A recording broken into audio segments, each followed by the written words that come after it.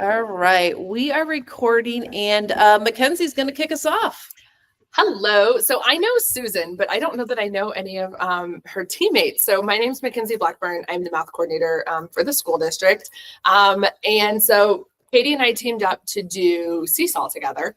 And wow, there's a lot to SeeSaw that I did not know existed, and I think has come up recently. So we kind of went through the lens of looking at math and using your iReady data. When you look at your kiddos and you group them, this is going to give you a great path to get some more specific skill practice for them, or even going down a grade level, because you guys are first grade. It will go down to kindergarten for you, and you can get some reteaching down there, or you can even extend it and go to even second or third grade if that's what your kiddos so need. But and it also offers a really good opportunity for some spiral review. And realistically, you're not creating very much of anything. A lot of it is already done for you, which I appreciate because you guys are busy enough. And then there's also some tech enhanced opportunities for the kids to interact. I don't know what iReady looks like at a first grade level, but just getting them that exposure on the tech enhanced and getting them to maneuver things on the screen is always helpful. And Katie's going to take it away. Okay, perfect. Thanks, Mackenzie. You're welcome. All right, so before I share my screen and jump into the platform, I want to say this. Mackenzie alluded to it. This is not your mother's SeeSaw. Like, SeeSaw has changed. So if it's something that you used once upon a time and kind of have gotten away from it, trust me, it is time to come back. And if you've never used it, that's okay. It is the time. This can save you so much time on your end while still providing some really great engaging activities connected to our standards for your kiddos. So without further ado, let's jump into the platform. I'm going to share my screen. If at any time you cannot see the screen that I am talking about, please let me know, and I will double check things. Okay, so I'm going to show you two specific areas within SeeSaw. When we look at our MOI, that first column is all about feedback. And we know within that feedback column, we have formal and informal assessments. So we're going to kind of follow that pathway today. So the first thing, when you go in, if you go into Explore Libraries, and then the first one I'm going to do is this Browse by Standards and Curriculum. Okay, so when you get to this, you're going to just complete these fields. These will be linked to the Missouri standards because these are SeeSaw activities.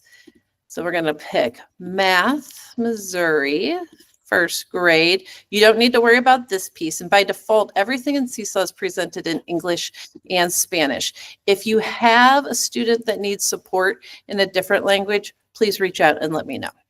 Okay, so once I've put that in, it's going to bring up all the first grade Missouri standards. And this is where we got our priority standards from. So even though they're a little different, you can find something that's really, really close that will meet your needs. So once I see this, I can see that for this standard specifically, counting to 120, starting at any number less than 120, there are 17 things in SeeSaw that are related to this one standard. You can see that there's some calendar math things, but if you keep looking down, many times, not with every single standard, but for many of them, there's an assessment piece.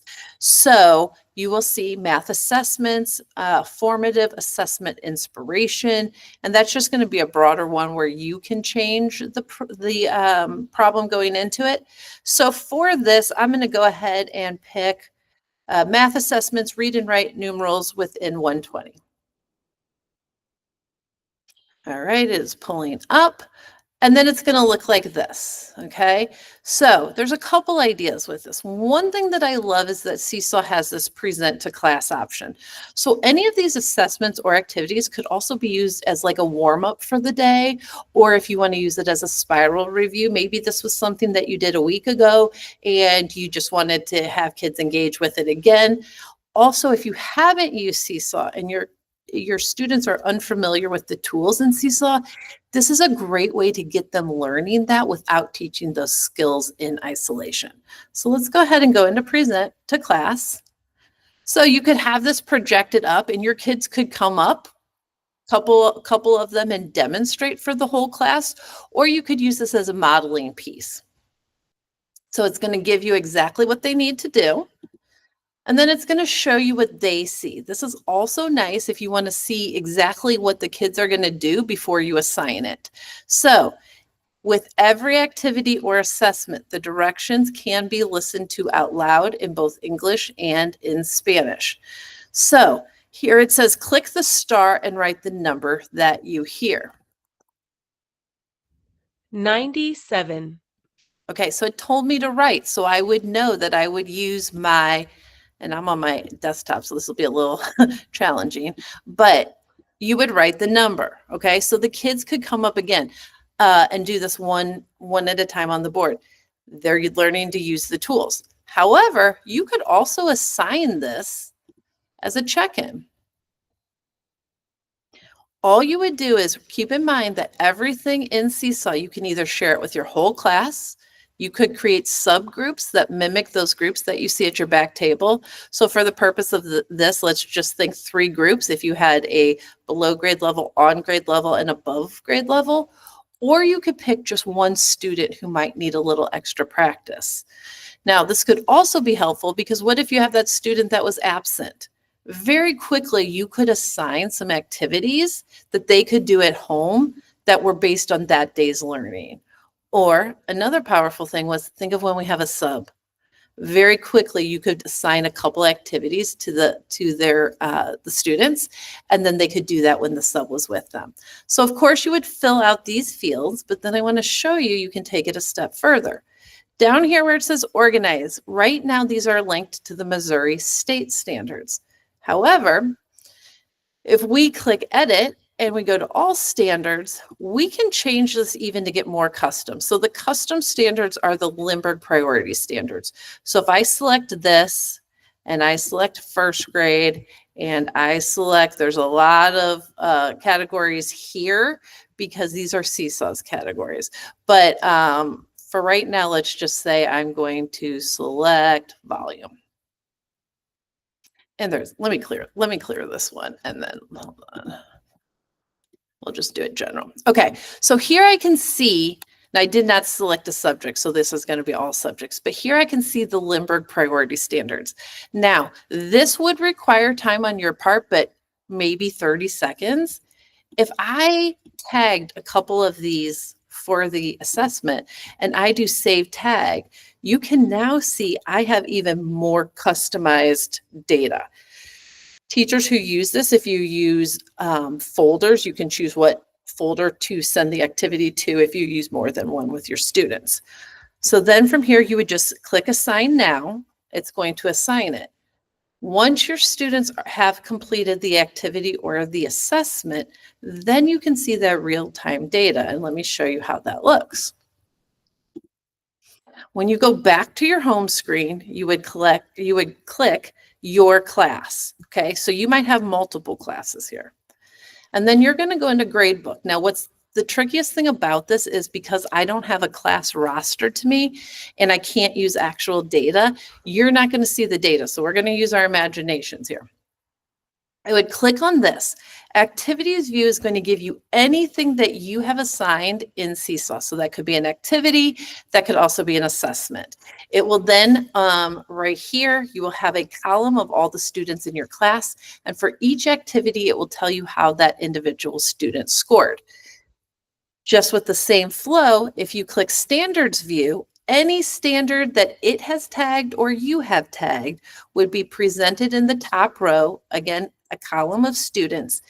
And then you could see how each student was doing according to a standard.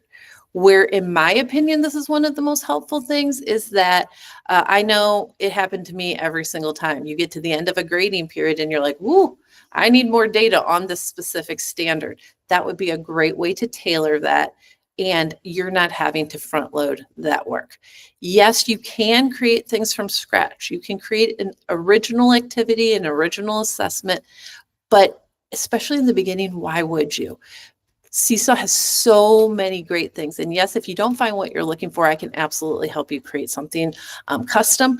But thank you. I would guess you would not need that. There are hundreds and hundreds of things out there.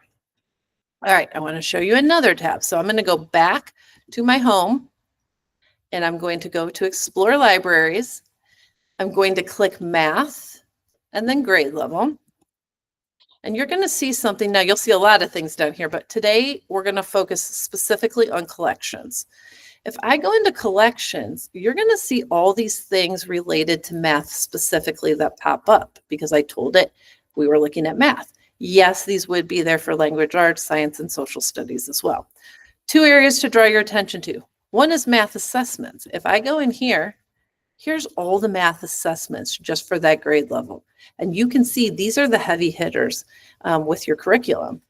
So these could be used as practice. This could be used as assessments. This could be used as an exit ticket. All of these things. When you get in there, it's going to give you the same options as before. You can also edit these. If you wanted to change the numbers or the words at all, you could do that. So I have the option to present as a class or to assign it the exact same way that I just showed you. If we go back, you will also, oops, let's go back one more. You will see things, there's fluency practice if students need that. There's instructional templates. There's calendar math. There's games that you can pick the standard and it will give you a game if that's how that child needs to engage with it. And there's also this formative assessment inspiration. These are the things that most likely are going to be those heavy areas that we have to spiral with our teaching. So you can see shape sorts, missing numbers. Again, it's going to give you that option. You can present to class or assign, but you can see how it's very interactive. It's also going to mimic some of those skills that we ask them to do on some of our bigger standardized tests. So this is going to be a drag and drop. You could very easily through the edit have a child explain while they were doing this. This is a pretty simple one, but I love adding that audio piece. It would then show here because we would add that as an icon. The child would click that and then they can explain their thinking. Think of how much data you could gather from that. You would get the black and white data of can they do it or can they not, but then you also get that piece into their brain of like, how are they thinking about this? How are they problem solving or tackling that? I could literally go on for an entire day just about how SeeSaw can save you time, but we are to our question and answer section. So I'm going to stop sharing. I am going to also turn off the recording. And the recording has